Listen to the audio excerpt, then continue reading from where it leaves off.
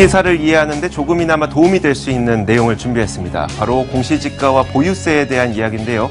요즘 보유세 논의에 대한 여러 가지 이야기들이 오고 가고 있는데 여기서 공시지가를 조정한다는 이야기가 있어서요. 이게 무슨 이야기인지 한번 알아보도록 하겠습니다. 요즘 보유세 논의 관련된 기사의 문구를 살펴보면 이런 내용들이 많이 있습니다. 공시지가의 시세 반영률을 상향하는 것에 주목하라. 혹은 공정시장가액 비율 상향이 보유세 인상의 대안이 될 수 있다. 이런 이야기들이 나오고 있습니다. 이 헤드라인만 봤을 때에는 무슨 이야기인지 모르겠지만 오늘 이야기를 듣고 나면 이게 그 내용이었구나 이제 알게 됩니다. 자, 먼저 공시지가라고 하는 것은요. 모든 사람들에게 공개적으로 널리 알리는 땅값 혹은 집값을 말합니다. 이 공시지가를 왜 산정하게 될까요? 당신은 5억 원짜리 집을 갖고 있으니 이만큼의 세금을 내세요. 혹은 당신은 한 10억 원 정도의 땅을 갖고 있으니까 이만큼의 건강보험료를 내세요. 라는 기준을 만들기 위해서 공시지가를 산정을 하게 됩니다. 이 모든 것의 과세 기준, 그리고 부담금, 보상금 이런 것들에 대한 기준이 되기 때문에 누구나 알 수 있게끔 이 땅값은 얼마입니다. 이 집값은 얼마입니다를 산정해 주는 게 바로 공시지가입니다.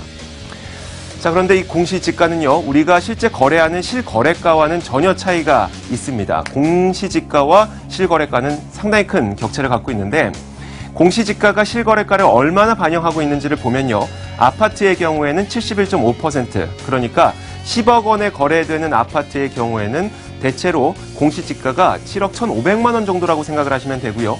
10억 원에 거래되는 토지의 경우에는 약 6억 1,200만 원 정도, 10억 원에 거래되는 단독주택의 경우에는 약 5억 9,200만 원 정도의 거래가 된다. 이게 공시지가다라고 생각을 하시면 됩니다. 그래서 주요 과세 기준이 되는 6억 원 혹은 9억 원의 공시지가 이런 주택의 경우에는 6억 원의 공시지가를 갖고 있는 그 집의 경우에는 우리가 약 9억 원 정도의 실거래가를 갖고 있는 집이다 생각하시면 되고요. 9억 원의 공시지가다. 그럼 실거래가 약 12억 원 정도 된다라고 생각하면 큰 차이는 없습니다. 자, 그러면 이 공시지가가 어떻게 활용이 되는지 살펴보면요. 공시지가의 시세 반영률 상향에 주목하라 라면서 보유세 인상 논의가 이뤄지고 있다고 하죠. 만약에 실거래가가 9억 원인 아파트가 있다고 가정을 했을 때 현재 기준으로는 시세 반영률이 약 67% 정도밖에 되지 않기 때문에 공시지가로 봤을 때는 한 6억 원 정도 되는 집입니다. 그러면 이 6억 원에 대해서는 종합부동산세를 과세하지 않죠. 그렇기 때문에 비과세인데 만약에 시세 반영률을 상향을 하면서 9억 원짜리 실거래가가 9억 원짜리 집을 공시지가 8억 원까지 올리게 된다면 이것은 종합부동산세 과세 대상에 포함이 되는 겁니다. 그러니까 실거래가 9억 원짜리 집은 그대로이지만 시세 반영률이 올라가게 되면서 실제로 과세 대상이 늘어나게 되면서 보유세를 더 많이 거둘 수 있게 되는 겁니다. 또 한 가지가 공정시장가액 비율의 상향이 대안이 될 것이다 라고 얘기를 하죠.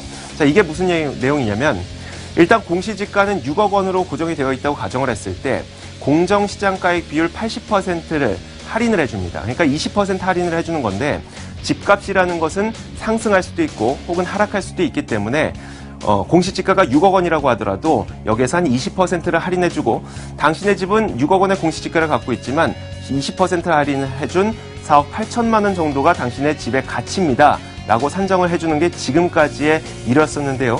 하지만 이 공정시장가의 비율을 80%에서 90%로 올리게 된다면 똑같은 공시지가 6억 원짜리 집이라고 하더라도 나의 집의 가치는 5억 4천만 원까지 올라가게 됩니다. 그만큼 공정시장가액 비율을 높임으로써도 보유세를 더 많이 거둘 수 있게 되는 그런 현상이 발생을 하는 겁니다.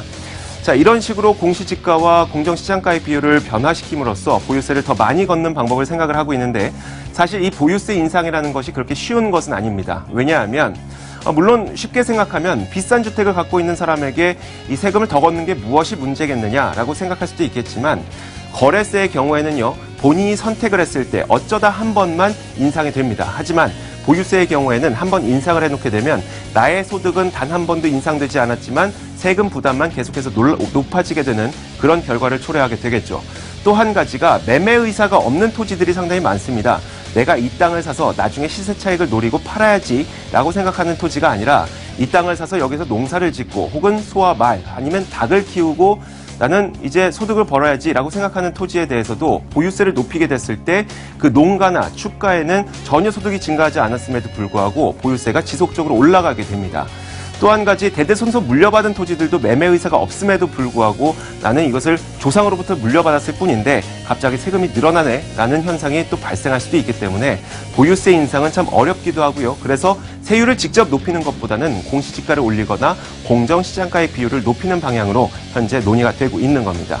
자, 오늘은 공시지가와 공정시장가액 비율을 높임으로써 어떻게 보유세를 인상하려는 검토가 되고 있는지 알아봤습니다. 시장을 읽는 남자입니다.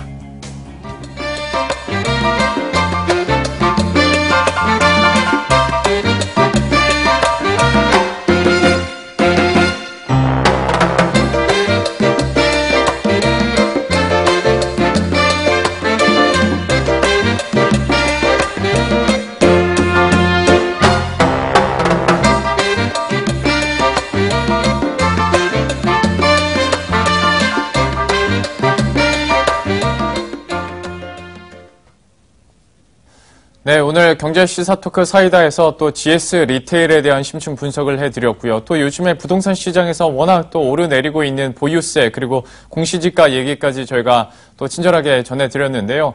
저희들은 내일도 핫한 이슈들과 여러분들이 궁금해할 만한 이슈들 들고 다시 찾아뵙도록 하겠습니다. 식사 맛있게 하시고요. 내일 뵙겠습니다. 시청해주신 여러분 고맙습니다.